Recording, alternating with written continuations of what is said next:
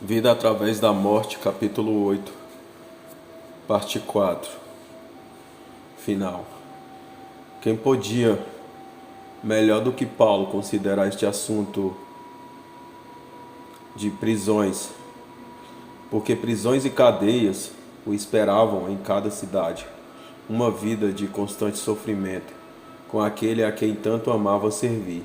E ainda assim, ele diz: as aflições deste tempo presente não são para comparar com a glória que em nós há de ser revelada. Deveras, a ardente expectação da criatura espera a manifestação dos filhos de Deus. Que solução para o espantoso paradoxo de toda a criação! Os gemidos dos campos de batalha cessarão. A miséria, a pobreza e a degradação das multidões. Os sofrimentos da criação. Tudo chegará ao fim. Porque a criação ficou sujeita à vaidade, não por sua vontade, mas por causa do que a sujeitou, na esperança de que também a mesma criatura será libertada da servidão, da corrupção, para a liberdade da glória dos filhos de Deus. Romanos 8, 20 e 21. Que dia será aquele? Sim, a criação deve tomar parte na gloriosa liberdade. Ele provou a morte por cada criatura. Trata-se de um pensamento dos mais agradáveis. Se a miséria e a morte reinaram por tanto tempo e o pecado do homem afetou tanto a criação, ainda assim a emancipação da criação deverá ser o resultado da gloriosa liberdade dos filhos de Deus. Porque sabemos que toda a criação geme e está juntamente com dores de parto até agora.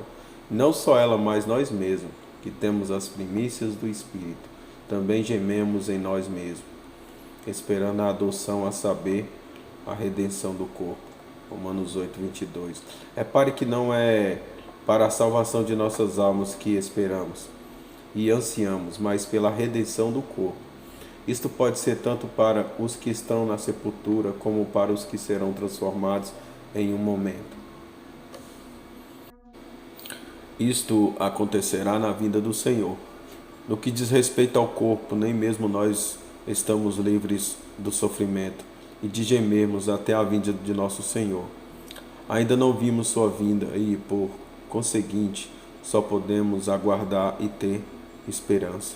Trata-se de um erro fatal supor que isso tudo signifique que não sabemos que temos a salvação. Pelo contrário, sabemos que temos vida eterna. Aquele que crê no Filho tem a vida eterna. João 3,36. Não há espera para tal, mas podemos aguardar em paciência pela redenção do corpo. E da mesma maneira, também, o Espírito ajuda as nossas fraquezas, porque não sabemos o que havemos de pedir como convém, mas o mesmo Espírito intercede por nós com gemidos inexprimíveis. E aquele que examina os corações sabe qual é a intenção do Espírito. E é Ele que, segundo Deus, intercede pelos santos. Romanos 8, 26 e 27. Isto é algo extremamente bendito para nós. Ele conhece tudo o que nos diz respeito. E não somente a nós, mas conhece também os planos e propósitos de Deus. Podemos estar a poucos dias ou anos da redenção do corpo. Ele certamente sabe o que é apropriado para nós em circunstâncias assim. E Deus, que ouve, conhece qual é a intenção do Espírito.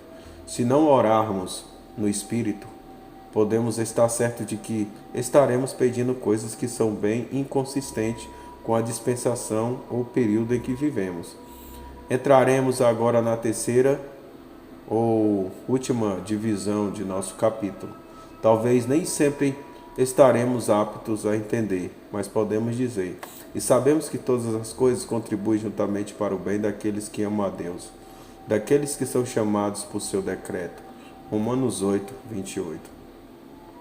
Sabemos disso porque Deus é sempre por nós. É isto que é apresentado até o final do capítulo.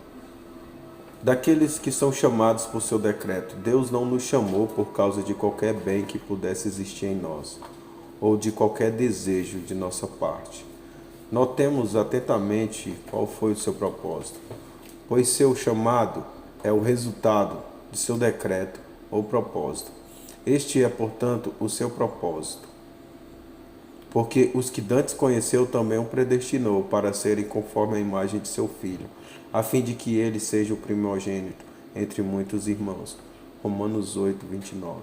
Ele conhecia de antemão aqueles que iria chamar, e ele os predestinou, aqueles que chamou, para este destino glorioso, para que sejam como seu filho, conformados à sua imagem. Que propósito tremendo este!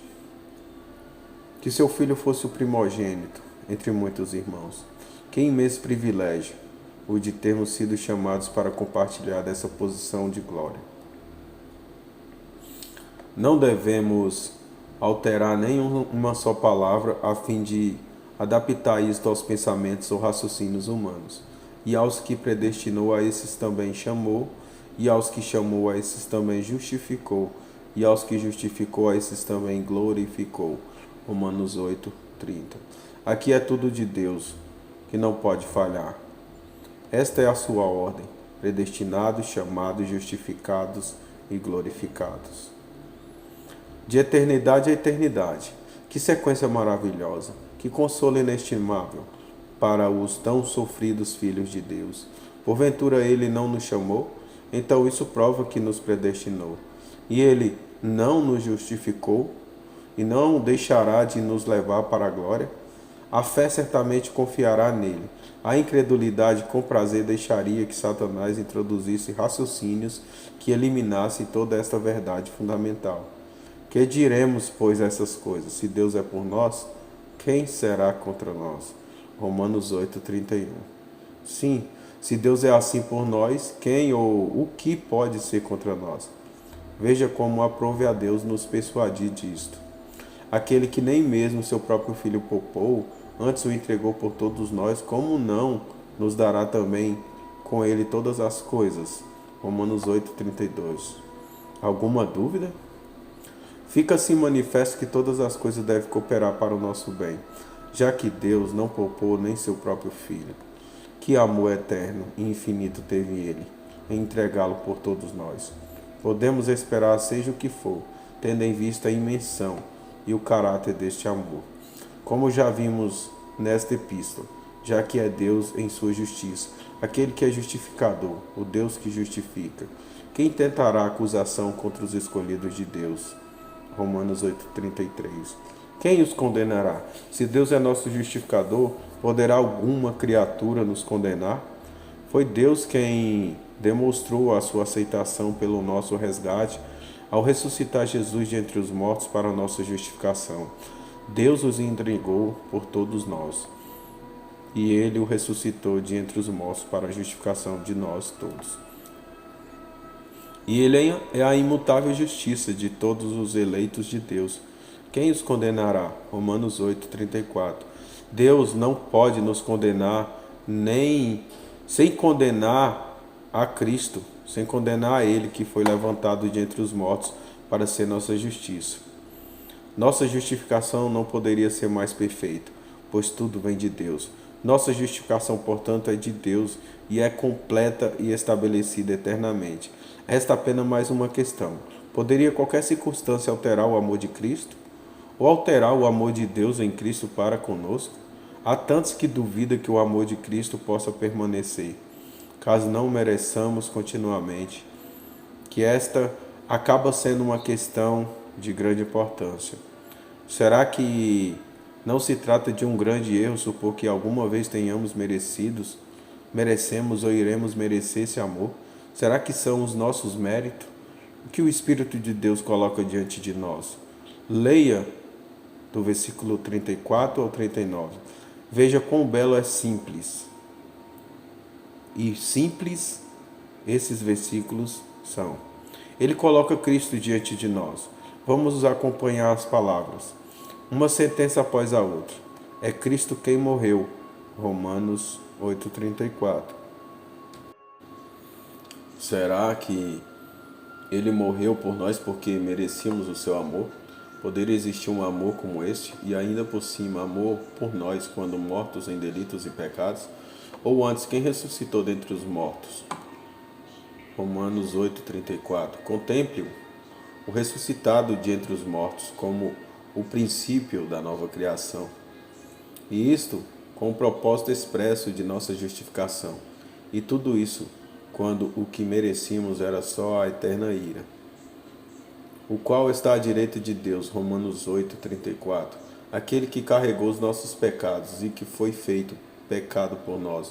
Nosso representante está à direita de Deus, como se tivesse tomado posse daquele lugar para nós. Então vem o inimigo que enganou Eva e diz: tudo isso é verdade se você nunca pecar mais após a sua convenção. Mas se algum cristão pecar, certamente o pecado o separará do amor de Cristo. Querido jovem crente, veja se seu escudo não está abaixado quando o diabo lança insinuações assim contra você. A resposta preciosa é esta: também intercede por nós. Romanos 8:34. Sim, vivendo sempre para interceder por eles. Hebreus 7:25. Imagine de quantos pecados esta intercessão nos preserva.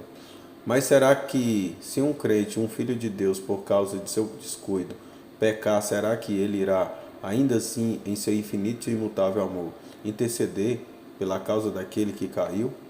Meus filhinhos, estas coisas vos escrevo para que não pequeis. E se alguém pecar, temos um advogado para com o Pai, Jesus Cristo, o justo. E ele é a propiciação pelos nossos pecados. 1 João 2:1-2. Sim, mesmo então, em imutável amor, ele é o mesmo Jesus, que também intercede por nós. Assim, tudo provém de Deus e não pode falhar. Leia agora toda a lista apresentada por esses versículos. E fiquemos persuadidos, como estava o apóstolo, de que nada nos poderá separar do amor de Deus que está em Cristo Jesus, nosso Senhor. Romanos 8:39. Não há condenação para aqueles que de Deus justifica, aqueles que Ele tem por justo. E não há separação do infinito e eterno amor de Deus para conosco, em Cristo Jesus, nosso Senhor. Chegamos ao final do capítulo 8.